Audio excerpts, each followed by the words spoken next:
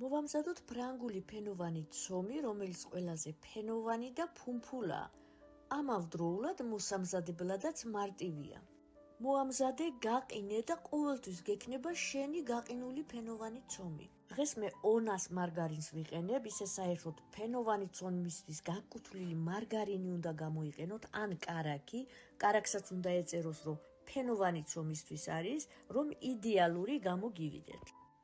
750 გრამი 3 შეკვრა მარგარინიდან 1 შეკვრიდან 100 გრამი გადავდეთ ცომისთვის. დანარჩენ მარგარინს მოვათავსებ თასში.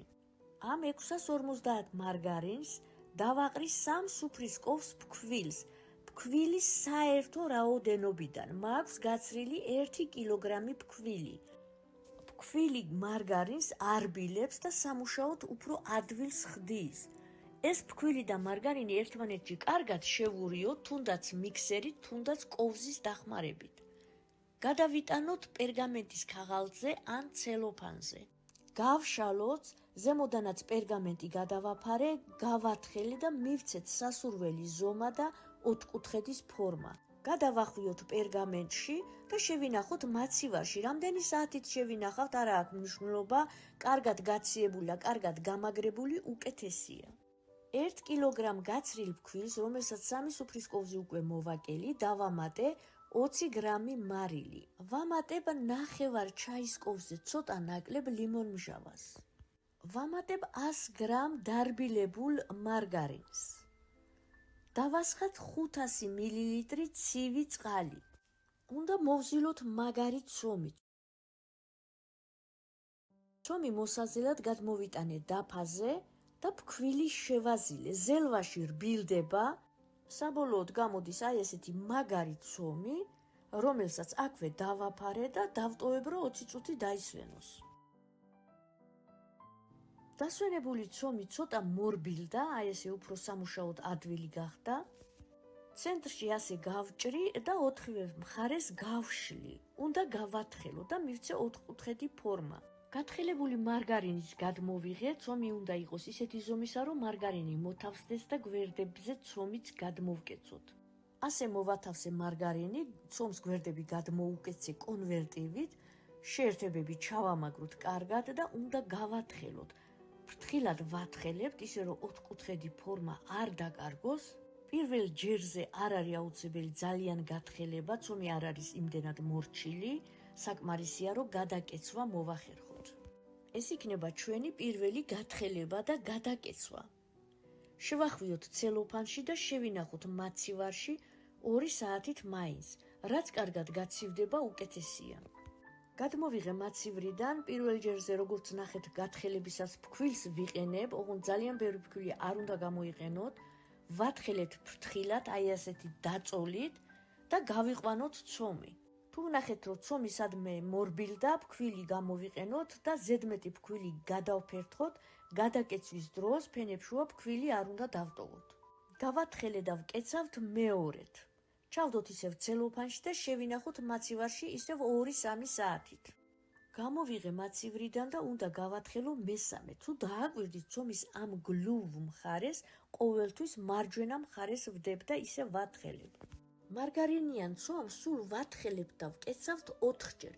დროის ხანგრძლივობის გამო ნუ დაგეზარებათ მომზადება, შეგიძლიათ რაღაც მომენტში დატოვოთ მაცივარში და გააგრძელოთ გათხელება და დაკეცვა მეორე დღეს. მესამედ გადაკეცვას უკვე ჯერ ესე ერთმანეთისკენ გადავკეცავ, ჩავამაგრებ, შეგიძლიათ გასათხელებელიც გადაატაროთ, ცოტა გაათხელოთ და საბოლოოდ ვკეცავ. შევინახოთ ცელოფანით ისევ მაცივარში. მაცივარში რაც კარგად გამაგრდება, უკეთესია. გავათხელოთ მეოთხედ და უკვე დავჭრი ნაჭრებადაც. კარგად გავათხელოთ, უკვე ძალიან მორჩილი ცომია და უფრო დიდად შეიძლება რომ გავიყვანოთ. გადმოვკეცე, კარგად ჩავამაგრე, ნაპირები აუცილებლად გაუთანაბრეთ და ეცადეთ, რომ კარგი ოთხკუთხედი ფორმა ჰქონდეს. ნაპირები ერთმანეთს უნდა ემთხვეოდეს. ასე საბოლოოდ ვკეცავ და ამ ნაპირებს ჩამოვჭრი ბასრი დანით. ცომს გავყოფ 4 ტოლ ნაწილად. მივიღეთ 4 ასეთი ცომის ნაწილი, რომლებსაც ცალ-ცალკე ცელოფნებში გადავახვევ. ეს შეგიძლია მაცივარში 1 კვირა და მეტიც შეინახოთ, ხოლო საყინულეში ინახება დიდი ხნით. ცომს თუ მოძელავთ 2-3 კილოგრამი ფქვილით, მუდმივად გექნება თქვენი საკუთარი გაყინული ფენოვანი ცომი. გამოწყობის წინ უმჯობესია დავაყენოთ მაცივარში 5-6 საათი ან მთელი ღამით. მე გამოვაწყობ 1 წილ ცომს და ვნახოთ როგორი გამოვა. გავათხელეთ ცომი 5 მმ-მდე, გვერდები უნდა ჩამოუსწოროთ ბასრი დანით, რომ კარგად აიწიოს. დავჭერით 9 ნაწილად. ბასრი დანა აუცილებელია, თუ ნაპირები ერთმანეთს ცომი მიეკრო, გაიგლისა ერთმანეთში, იქ ცხობაში ვერ აიწევს ფენები. გადაკეცვის ადგილას მე ცოტა ნესტიანი ფუნჯი მოვუსვი, თუ გინდათ რომ ეს სამკუთხედი დარჩეს სამკუთხედად, უნდა გათქვიფილი ცილა ან კვერცხი მოუსვათ, ოღონდ გვერდებზე არ უნდა ჩამოვიდეს. წყობა წინასწარ გახურებულ ღუმელში 200 გრადუსზე კარგად რო აიწევს, აი საბოლოოდ რო კარგად აიწევს და შეფერიანობას დაიწყებს, ჩაუწიეთ 180 გრადუსზე და დაელოდეთ რომ კარგად გამოცხეს და ცოტა შეფერიანდეს. გამოვიდნენ აი ასეთები, რო გაცივდება, უნდა დავკრემოთ და ვნახოთ როგორი გამოვა. მე ჩვეულებრივი რძის მოხარშული კრემით დავკრემავ და გამოვიყენე ანანასი და კივი. გავუკეთებ ესე ცოტა ჩაღრმავებას, შუაში ჩავალაგებ ჯერ ხილს და შევავსებ ფუღუროს კრემით. ზემოდანაც დავკრემავ. ფუღუროს გაკეთების დროს ცოტა ნაფხვენებს ავიღებ, რომ ზემოდან მოვაყარო.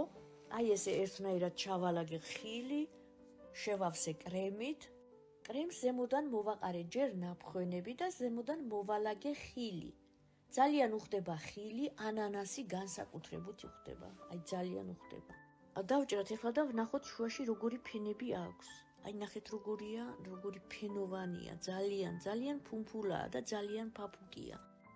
მეორე ნაწილი ცომისგან მე ფენოვანი ხაჭაპურები გამოვაცხე ლორით.